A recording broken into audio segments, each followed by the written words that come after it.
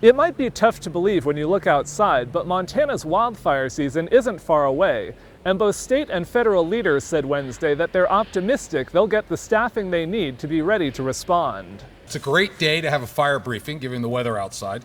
Administrators from state, federal, and local agencies took part in Governor Greg Gianforte's annual briefing on preparations for the fire season. Leaders met at the Montana DNRC Fire Aviation Support Hangar, where the department maintains firefighting helicopters before they're sent into the field later this year. DNRC plans to hire just over 100 seasonal firefighters this year. They'll offer an entry-level wage of $19 an hour this summer because of the new state employee pay plan.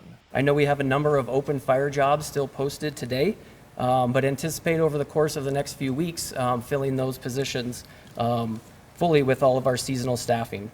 DNRC also teams up with county-level firefighters, and this year they've built new wildfire engines for 14 counties across the state. They're also planning to contract for an additional, larger firefighting helicopter. It's our interagency efforts as partners here this morning that produced the strength behind our wildfire response system here in Montana. Partnership was a key word for all the agencies in attendance Wednesday. Having everyone at the table as we go into fire season so that, again, we have that early and often communication.